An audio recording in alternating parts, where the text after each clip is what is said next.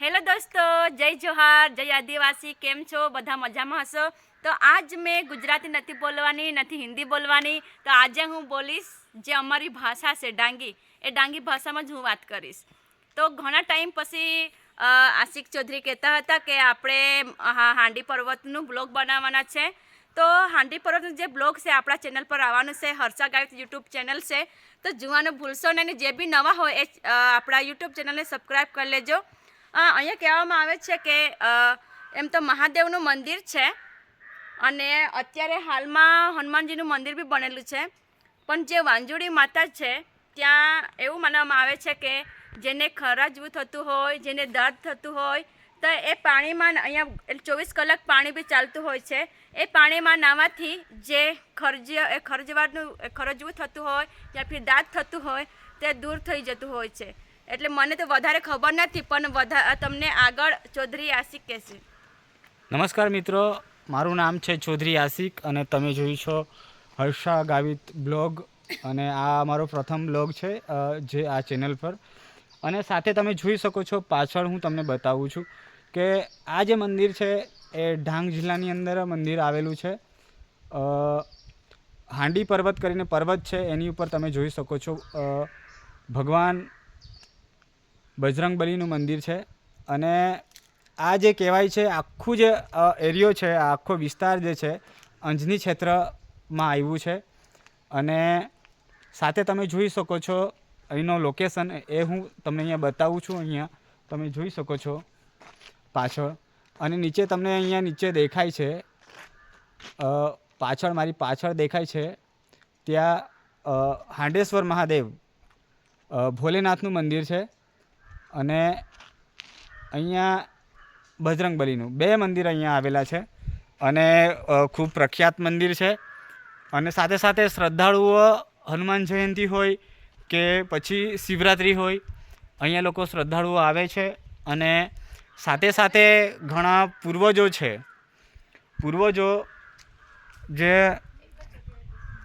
ઘણા પૂર્વજો જેમ ઉનાઈ માતાના મંદિરે નાવા આવે છે એવી રીતે અહીંયા જે હાંડેશ્વર મહાદેવ શિવ મંદિર છે. અને સાથે એમની સાથે તમે અહીંયા જોઈ શકો છો બજરંગબલીનું મંદિર છે, એમની સાથે જ છે ઉપર. અહીંયા જોઈ શકો છો બહુ નેચરલ છે, આખું લોકેશન બહુ જોરદાર છે. તમે અહીંયા આવીને પિકનિક મનાવવા આવી શકો છો. પછી શાળામાંથી ઘણા છોકરાઓ વનભોજન માટે પણ આવે છે. અને સાથે સાથે ઘણા શ્રદ્ધાળુઓ ચાલતા પણ આવે છે. તો મારા બ્લોગમાં બન્યા રહો. હું અહીંયા તમે નીચે અહીંયા બતાવું છું જે ભોલેનાથનું મંદિર છે એ પણ તમને બતાવું છું. અહીંયા તમે જોઈ શકો છો નીચે કેટલું મસ્ત લોકેશન છે. અહીંયા જોઈ શકો છો નીચે જે છે ભોલેનાથનું મંદિર છે, ત્યાં હું તમને અંદર જઈને બતાવું છું.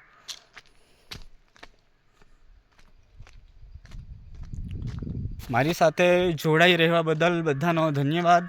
અને તમે અહીંયા જોઈ શકો છો અને તમે મારી સાથે છો હાંડેશ્વર મહાદેવ શિવ મંદિર,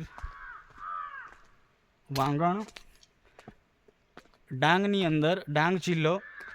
અને સાથે સાથે અહીંયા મંદિર ઉપર જેમ કે ડાંગ જિલ્લાના હોય કે પછી અહીંયા મહારાષ્ટ્રના ઘણા લોકો એવા હોય બીમાર, તો અહીંયા વેદ પણ આવે છે. અમારા વેદ પણ ઘરના છે. અને સાથે મારા ફાધર છે એ અહીંયા મંદિર પર જે સ્થાપક છે, જે સંસ્થાપક છે, એ મારા ફાધર છે. થોડુંક હજુ ડેવલપ કરવાનું બાકી છે. પણ અહીંયા તમે જોઈ શકો છો પાછળ છે એ તમે જોઈ શકો છો હાંડેશ્વર મહાદેવ શિવ મંદિર. સાથે જ તમે જોઈ શકો છો ભોલેનાથ, નીલકંઠી ભોલેનાથ. જય ભોલેનાથ.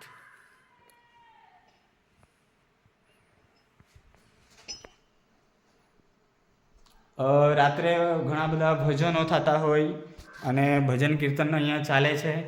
અને સાથે સાથે શ્રદ્ધાળુ જે છે એ અહીંયા આવતા રહે છે. ડાંગ જિલ્લામાં આવેલું મંદિર પ્રકૃતિની વચ્ચે આવેલું આ મંદિર ખૂબ જ પ્રખ્યાત મંદિર છે.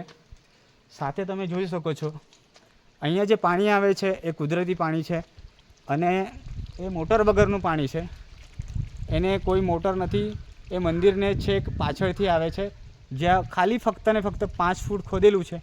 તો 5 ફૂટે પાણી છે અને એ છે લેવલ પાઇપ છે. એ આટલા લેવલે પાણી આવે છે, ત્યાંથી લેવલ પાઇપ છે.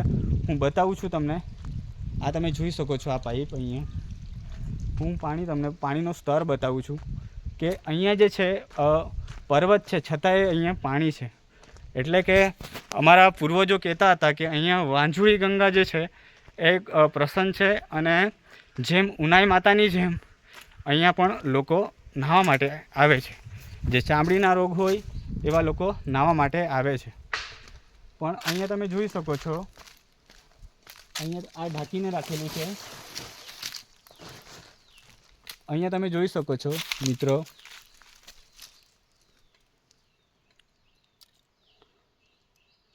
આ જે પાણીનું લેવલ છે બહુ ઉપર છે. પીવા માટે આ ઉપયોગ કરીએ છીએ અમે. અને સાથે સાથે કૂવો પણ છે, ત્યાં હું તમને લઈ જાઉં છું. પણ પાણીનું લેવલ તમને બતાવવા માટે આવેલો હતો. અને ત્યાંથી પાઇપ જે છે અહીંયા કુંડીની અંદર આવે છે. થોડું થોડું ડેવલપ થાય છે અને મારી સાથે બન્યા રહો.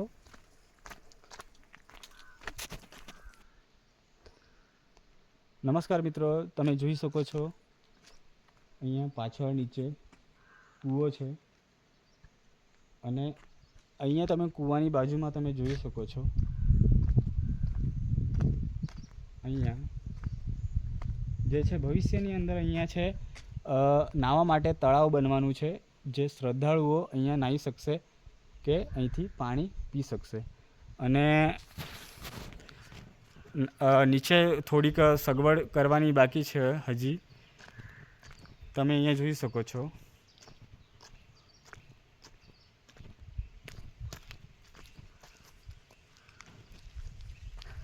અને અહીંયા આવવા માટે તમારે સૌથી પહેલાં તો આ પ્લેસ જે છે સાપુતારાથી નજીક છે અને અહીંનું એકદમ વાતાવરણ છે એકદમ શાંતિ અને એકદમ અહીંયા જેમ કે એમ કહેવાય કે જે લોકોનું કોઈ નથી એવા લોકો, ભટકતા લોકો પણ અહીંયા વિશ્રાંતિ માટે આવી જાય તો આશ્રમમાં અહીંયા એમને પૂરી સગવડ મળે છે, જમવાનું, રહેવાનું.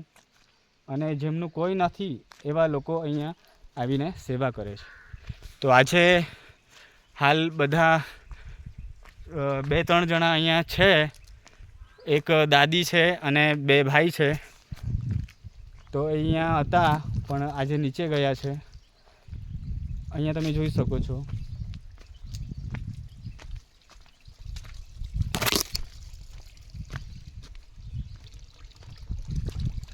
અને આ મારો બ્લોગ ફર્સ્ટ બ્લોગ છે.